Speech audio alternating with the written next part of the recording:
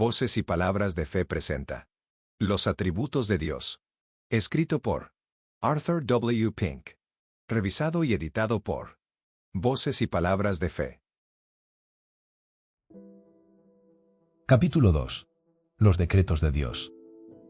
El decreto de Dios es su propósito o determinación con respecto a las cosas futuras. Hemos usado el número singular como lo hacen las Escrituras, porque solo hubo un acto de su mente infinita sobre las cosas futuras.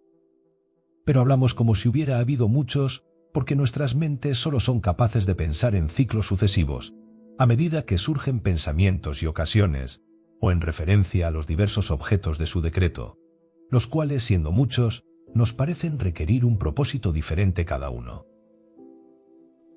Pero una comprensión infinita no ocurre por ciclos, de una etapa a otra, pues, dice el Señor, que hace conocer todo esto, sus obras, desde tiempos antiguos. Hechos 15:18. Los decretos de Dios. Las Escrituras mencionan los decretos de Dios en muchos pasajes y bajo una variedad de términos. La palabra decreto se encuentra en Salmos 2:7. En Efesios 3:11 leemos de su propósito eterno.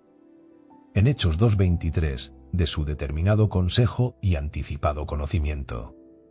En Efesios 1:9 del misterio de su voluntad.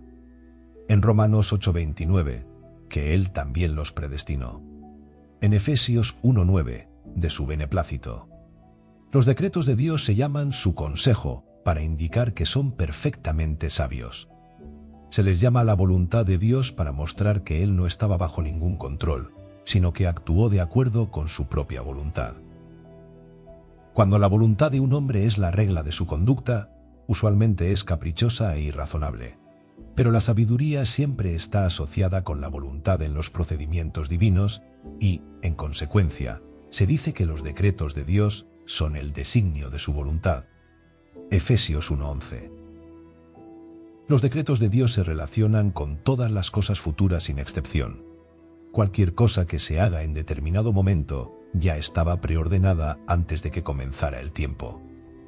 El propósito de Dios se refería a todo, ya sea grande o pequeño, ya sea bueno o malo, aunque con referencia a este último, debemos tener cuidado de afirmar que, si bien Dios es el que ordena y controla el pecado, Él no es el autor del pecado en el mismo sentido en que sí es el autor del bien. El pecado no podría proceder de un Dios santo por creación positiva y directa, sino solo por permiso decretivo y acción negativa. El decreto de Dios es tan completo como su gobierno, que se extiende a todas las criaturas y todos los eventos. Su decreto se trata sobre nuestra vida y muerte, sobre nuestro estado en el tiempo y nuestro estado en la eternidad. Como Dios hace todas las cosas según el consejo de su propia voluntad, aprendemos de sus obras cuál es y fue su consejo, así como juzgamos el plano de un arquitecto al inspeccionar el edificio que se erigió bajo sus instrucciones. Dios no decretó meramente hacer al hombre, colocarlo sobre la tierra y luego dejarlo bajo su propia guía sin ningún control. En cambio, determinó todas las circunstancias para esta gran cantidad de individuos y también todos los detalles que comprenderán la historia de la raza humana desde su comienzo hasta su finalización. No solo decretó que las leyes generales deberían ser establecidas para el gobierno del mundo, sino que estableció la aplicación de esas leyes a todos los casos particulares. Nuestros días están contados como también los cabellos de nuestras cabezas. Podemos aprender cuál es el alcance de los decretos divinos a partir de las dispensaciones de la providencia, en las cuales se ejecutan.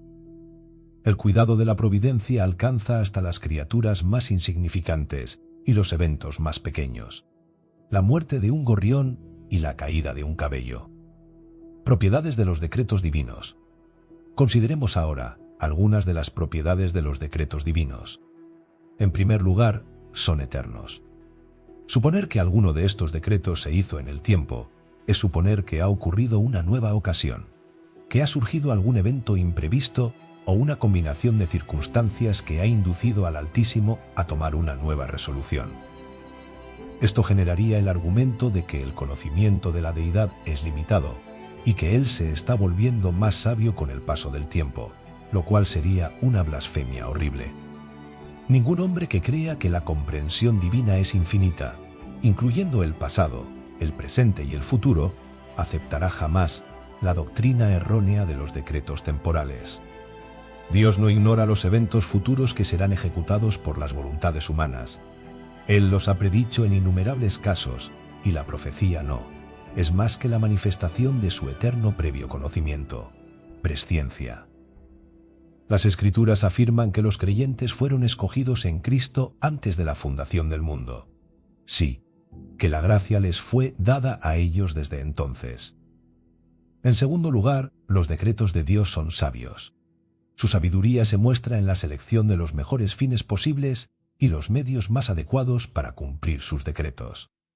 Que este carácter pertenece a los decretos de Dios es evidente por medio de lo que sabemos de estos. Se nos revelan a nosotros por medio de su ejecución, y cada prueba de sabiduría en las obras de Dios es una prueba de la sabiduría de su plan, de acuerdo con su realización.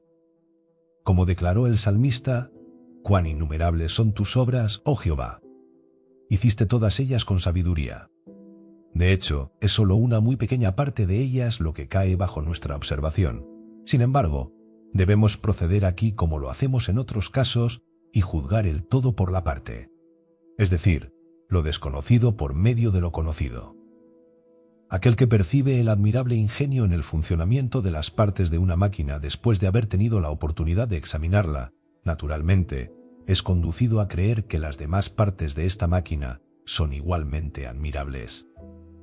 De la misma manera debemos satisfacer nuestras mentes en cuanto a las obras de Dios cuando las dudas se nos imponen y rechazar cualquier objeción que pueda ser sugerida por algo que no podemos conciliar con nuestras nociones de lo que es bueno y sabio.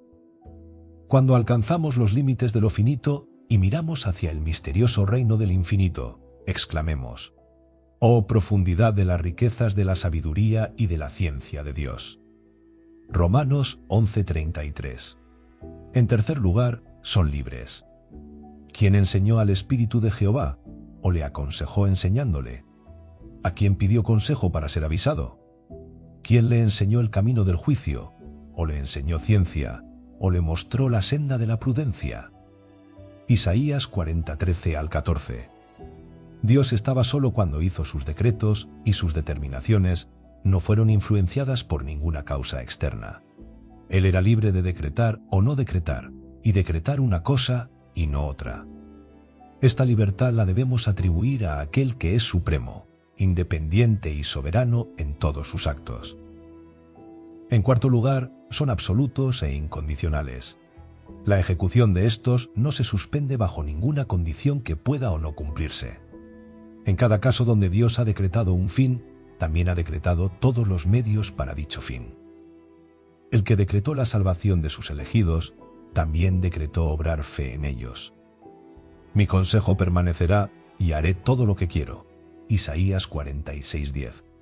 Pero eso no podría ocurrir si su consejo dependiera de una condición que no se pudiera cumplir. Pero Dios hace todas las cosas según el designio de su voluntad. La responsabilidad del hombre. Junto con la inmutabilidad e invencibilidad de los decretos de Dios, la Escritura enseña claramente que el hombre es una criatura responsable y que debe dar cuenta por sus acciones. Y si nuestros pensamientos se basan en la palabra de Dios, sostener un pensamiento no conducirá a la negación del otro. Admitimos que existe una verdadera dificultad para definir dónde termina lo uno y dónde comienza lo otro. Este es siempre el caso donde hay una conjunción de lo divino y lo humano. La verdadera oración está indicada, dictada por el Espíritu, pero también es el clamor de un corazón humano. Las Escrituras son la palabra inspirada de Dios, sin embargo, fueron escritas por hombres que eran algo más que máquinas en la mano del Espíritu. Cristo es, a la vez, Dios y hombre. Él es omnisciente, pero crecía en sabiduría. Lucas 2:52. Él era todopoderoso, pero fue crucificado en debilidad. Segunda de Corintios 13:4. Era el príncipe de la vida, pero murió. Estos son grandes misterios, sin embargo, la fe lo recibe incuestionablemente. A menudo se ha señalado en el pasado que cada objeción hecha contra los decretos eternos de Dios se aplica con la misma fuerza contra su eterno previo conocimiento, presciencia. Tanto si Dios ha decretado todas las cosas que suceden como las que no suceden, todos los que admiten la existencia de un Dios, admiten también que Él sabe todas las cosas de antemano. Ahora, es evidente en sí mismo que si Él sabe todas las cosas de antemano, Él las aprueba o no las aprueba. Es decir, Él quiere que sucedan o no quiere que sucedan. Pero querer que sucedan es decretarlas.